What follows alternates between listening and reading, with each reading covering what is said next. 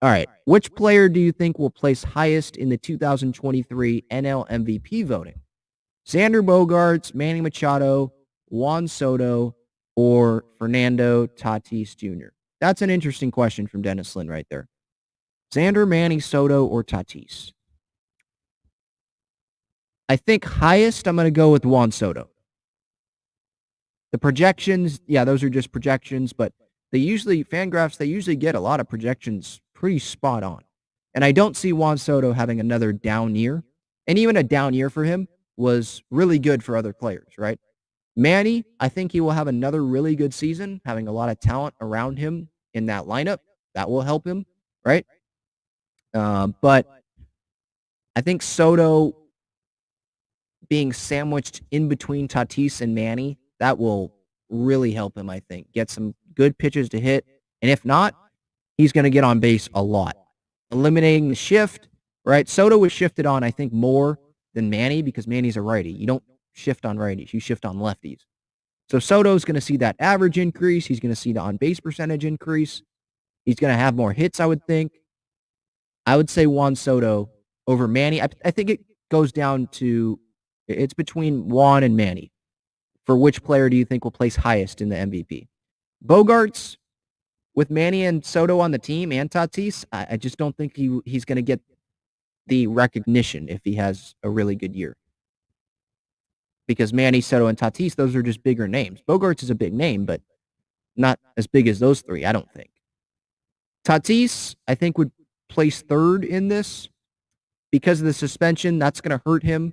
Writers, they're going to hold the suspension against him.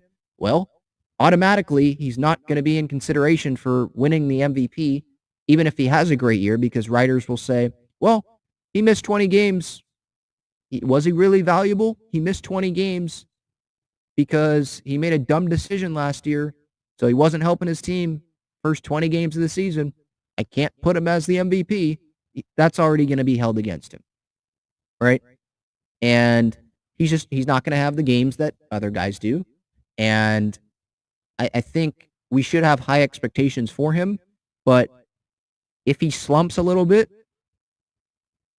I think a lot of people around baseball, national baseball people, they will look at that and be like, oh, well, remember, he already hurt his team with the games played, didn't play as many as Manny and Soto, or Bogaerts, let's just say that they stay healthy.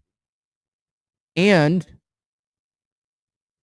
he slumped in some of the games, a 20-game stretch, let's say, when he came back. So that's 40 games where he hurt the team out of 162. You know? So they're gonna try to do everything they can to hold things against Fernando in the MVP voting.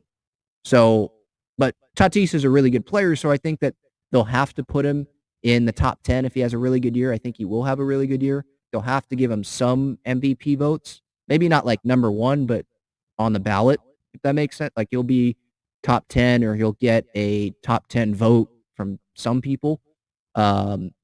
So ranking those four, which player do you think will place highest in the 2023 National League MVP? I'm going to go Soto 1, Manny 2, Tatis 3, Bogaerts 4. That's how I would do that.